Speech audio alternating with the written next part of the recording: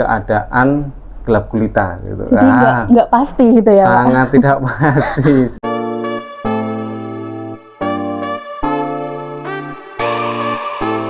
Halo, selamat datang di Lipcast. Dalam segmen Robusta, ngobrol seputar statistik. Bareng aku, Nia Nurkholiza, mahasiswa dari Universitas Muhammadiyah Ponorogo.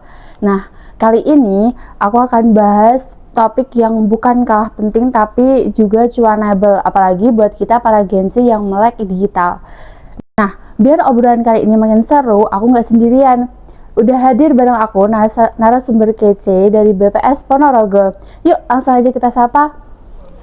Selamat datang Bapak. Dengan Bapak siapa? Oke, nama saya Sidik Subianto dari BPS Kabupaten Ponorogo. Nah, sebelum kita bahas lebih dalam lagi nih, sebenarnya apa sih Pak pasar modal itu dan kenapa kita harus tahu mengenai ini? Baik, yang pertama kalian kan Gen Z ya, wah Ya, pasti masalah aplikasi, kemudian gadget dan sebagainya sangat familiar ya. Dan sedangkan saat ini kenapa harus pasar modal ya, karena dibandingkan zaman saya dulu pasar modal itu sesuatu yang jauh dari angan-angan gitu. Nah, untuk yang sekarang kan serba terbuka, serba applicable. Jadi otomatis semua ada di dalam genggaman. Nah, untuk pasar modal itu apa? Pasar modal itu bertemunya antara investor dengan perusahaan atau perusahaan baik itu milik negara atau swasta yang membutuhkan dana, baik itu menggunakan skema saham atau obligasi atau surat utang gitu. Itu mungkin masih umumnya seperti itu. Oh iya, hey. Jika tadi kan ada reksadana, obligasi, sama saham, itu perbedaannya apa ya Pak? Baik, di pasar modal itu ada tiga, kalau nggak salah tiga produk utamanya. Yang pertama itu saham, kemudian obligasi, dan yang ketiga adalah reksadana. Nah, untuk saham itu penyertaan modal antara bertemunya investor yang ingin ngasih modal dengan perusahaan-perusahaan yang membutuhkan modal.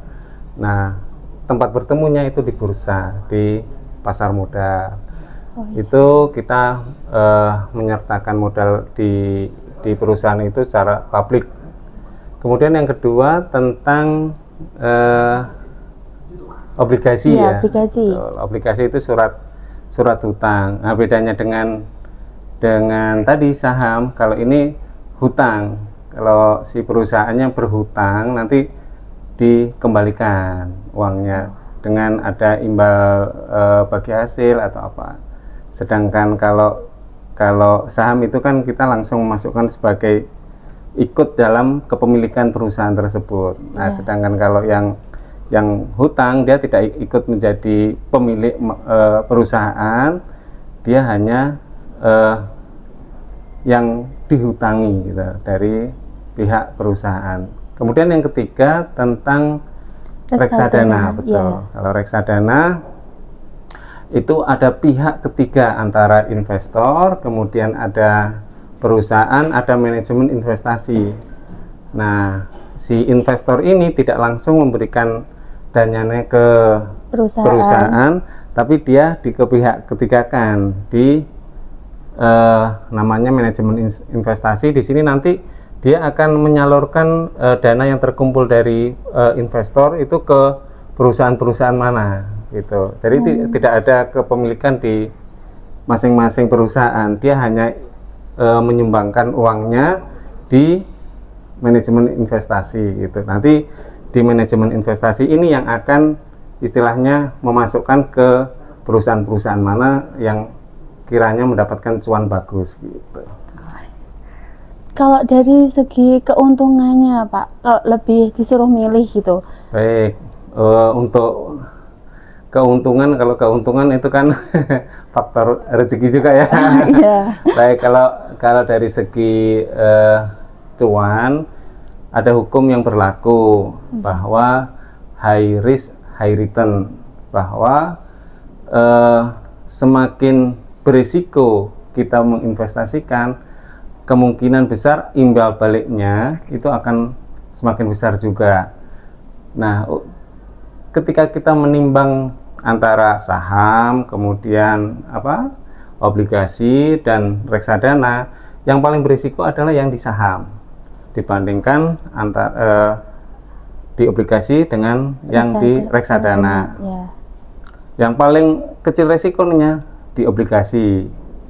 Karena ada jaminan untuk iya, kembali. Betul. Ada MOU-nya bahwa ini nanti dalam jangka waktu tertentu harus mengembalikan dana yang dipinjam dari kita gitu. Otomatis persentase dan sebagainya itu akan lebih kecil. Oke, baik. Kan sebelum berinvestasi itu kan harus bisa mengelola keuangan dengan baik, begitu ya Pak. Nah, bagaimana cara kita untuk mengelola keuangan dengan sehat seperti itu? Ya, baik. Jadi sebelumnya kita sudah membahas investasi, seharusnya sebelum kita masuk ke sana, kita sudah harus bisa mengelola keuangan itu. Nah, ketika ada uang lebih, baru kita mau menginvestasikan kemana. Baik, tapi nggak masalah bagi kita yang sudah terbiasa dengan kayak jenengan yang belajar di ekonomi dan sebagainya, mungkin sudah lebih paham untuk masalah itu. Tapi nggak apa-apa kita bahas sedikit bagaimana cara mengelola keuangan dengan baik. Jadi memang bagaimana keuangan itu terkelola itu adalah kita harus tahu berapa pengeluaran yang harus kita tanggung selama misal 1 bulan, 1 minggu atau 1 tahun, misal harus kita ketahui itu dulu. Jadi ketika kita mengetahui pengeluaran kita akan tahu berapa pos-pos yang akan kita gunakan. Sebelum itu maka kita harus tahu juga pemasukan kita dulu. Pemasukan kita apakah itu dari gaji, apakah itu dari honorarium, apakah dari penghasilan yang lain. Nah, itu rata-rata dalam 1 bulan berapa, nanti baru kita mengeluarkan berapa pos yang harus kita keluarkan dari situ.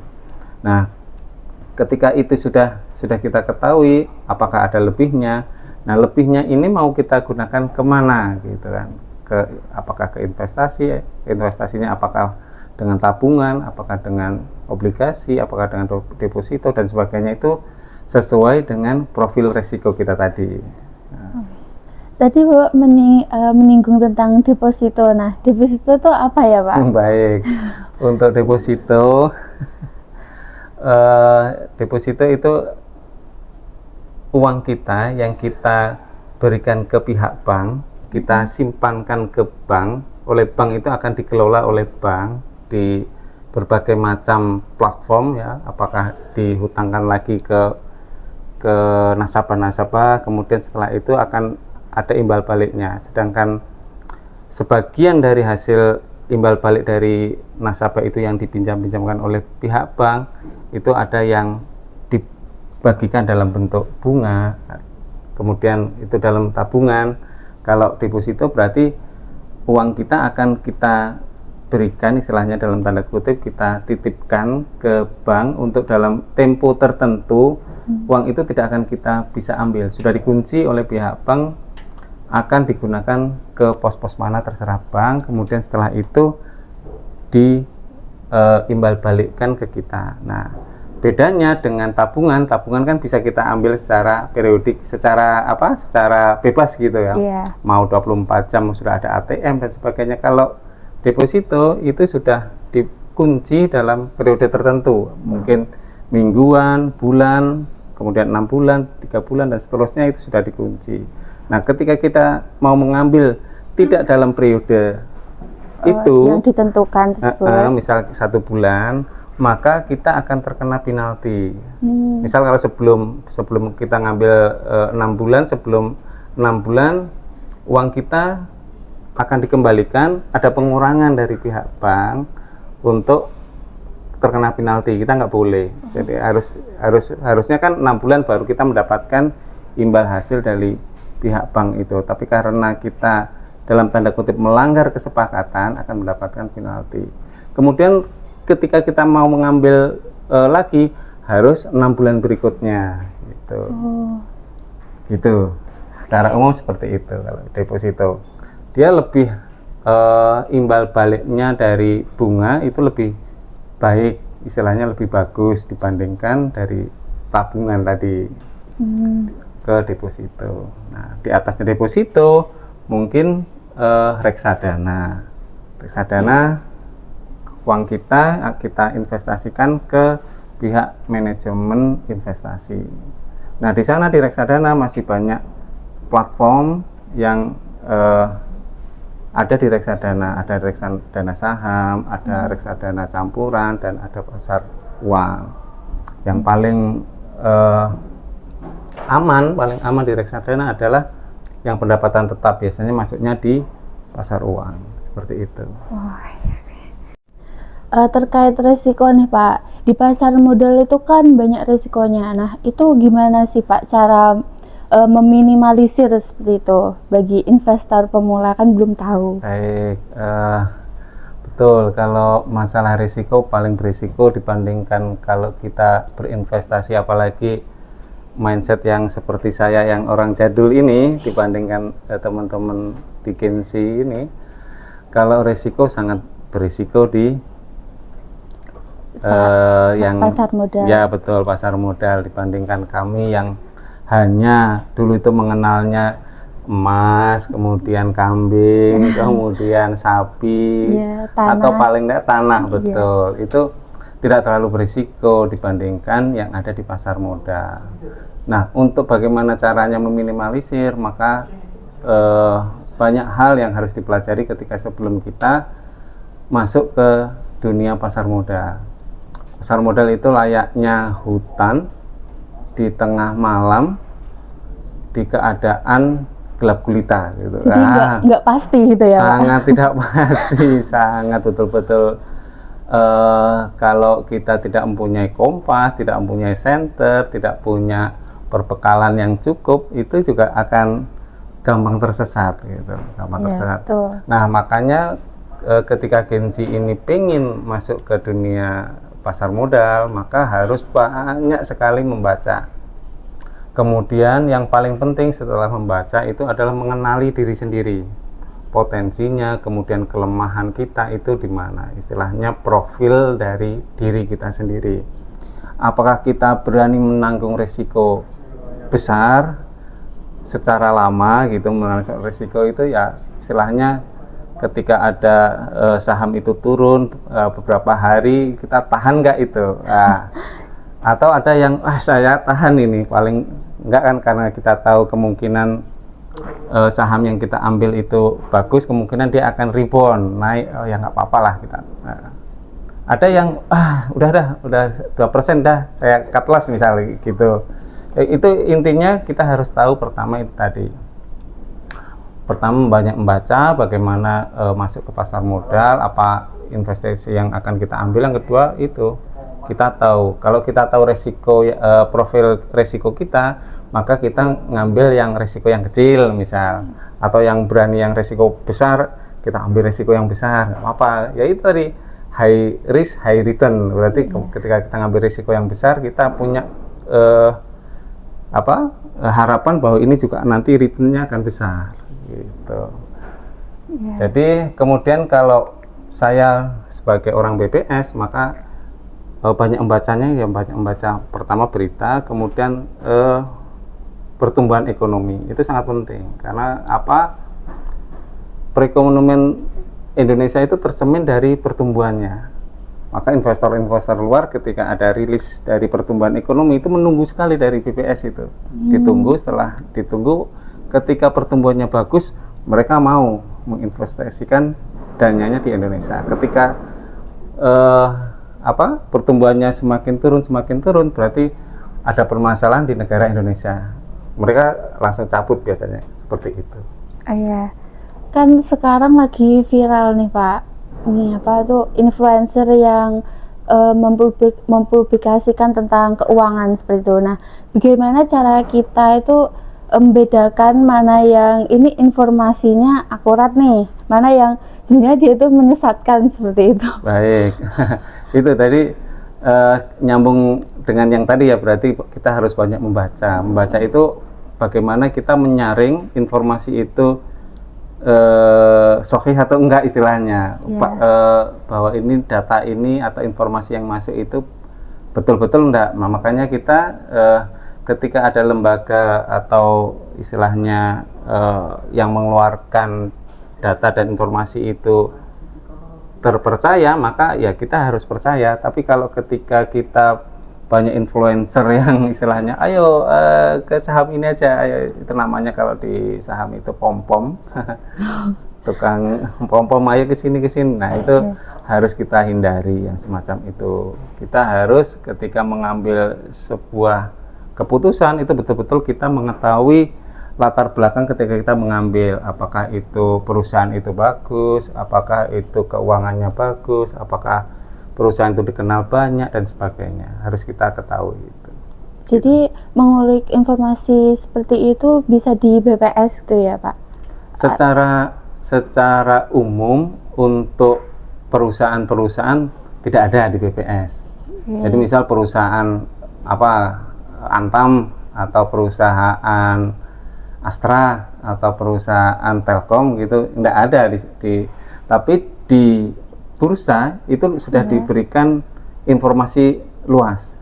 Di sana kita bisa mendownload keuangan dari masing-masing perusahaan itu. Kita mau melihat keuangannya Antam seperti apa, itu ada tiap triwulanan ada laporan keuangannya. Kita bisa mendownload di sana. Nah, kita juga bisa membaca prospektus dari perusahaan ini mau kemana dan sebagainya, bisa di sana gitu. Kalau tips dan triknya nih Pak memilih pasar modal gitu untuk investor pemula seperti kami.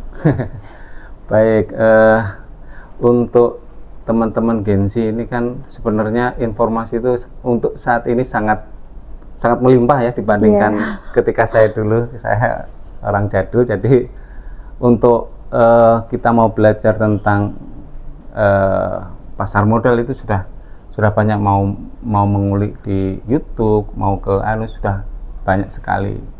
Yang paling penting kalau bagi kami yang pernah berkecimpung di pasar modal itu paling enggak, yang pertama itu tadi harus tahu profil diri kita itu berani resiko besar atau enggak gitu. Ketika mengetahui profil kita akan melangkah, akan mengambil posisi di mana. Ketika profil kita risikonya kecil, ya jangan sampai kita mengambil sesuatu yang berisiko tinggi gitu. Jadi ya cari yang risikonya rendah, mau ngambil reksadana kah, apakah obligasi, itu lebih aman dibandingkan dengan saham yang berfluktuatif gitu. Terakhir nih Pak, ini jadi pertanyaan banyak anak muda juga, apa sih potensi Gen Z ini di dunia pasar modal gitu, apalagi di zaman serba digital kayak sekarang? Baik,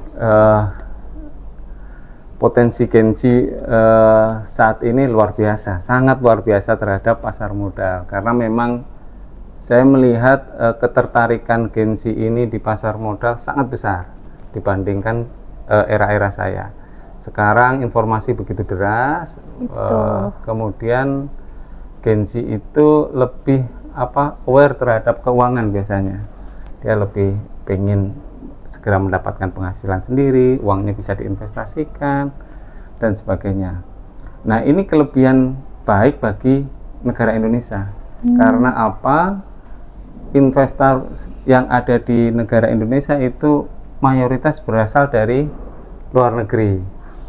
Ya, kekurangannya memang Gen Z ini karena masih pemula ya, uang yang dimasukkan juga belum banyak, tapi minimal mereka ketika sudah mau masuk ke sana, otomatis dia akan belajar lebih. Ketika sudah belajar lebih, membaca situasi, kemudian membaca perekonomian, otomatis dia akan pikirannya terbuka. Semakin pikirannya terbuka, semakin pengen tahu, akhirnya yang penting tidak abal-abal itu tadi ya. Nah, jangan sampai kita termakan isu-isu yang ada gitu. Karena memang harus pinter-pinter membedakan mana data, mana isu gitu ya. Iya, betul. Jadi itu agar Gen Z lebih aware terhadap ketika kita pengen masuk pasar modal, berarti kita akan sangat mengatur keuangan kita. Ketika keuangan kita teratur dengan baik, maka hal-hal yang istilahnya keinginan dibandingkan kebutuhan itu keinginannya akan diturunkan. Kita lebih baik masuk ke investasikan. Awal-awal saya memang seperti itu. Dulu ya istilahnya masih muda, suka yang hal-hal yang wah ya, mungkin HP-nya bagus, kemudian dan sebagainya. Ketika sudah kita masuk ke pasar modal, mending uangnya digunakan untuk investasi lah. Ya. Apalagi investasi sekarang, ketika masuk ke pasar modal itu istilahnya tanda kutip murah sekali. Dengan uang 100.000 itu kita sudah bisa membeli satu lot saham misalnya. Itu sudah bisa. Kalau dulu zaman saya masih paling tidak ketika ingin membeli satu lot saham itu tidak bisa dengan uang 100.000. Dulu harus paling tidak 10 juta baru bisa kita masuk ke pasar modal. Susah dulu dibandingkan untuk saat ini gitu. Oke Pak, ini pesan untuk kita para Gen Z Pak. Oke. Pesan itu yang paling ketika saya melihat Gen Z ini kan banyak yang sering nongkrong gitu ya. Betul. Untuk itu ya kurangi ngopi, mari berinvestasi gitu.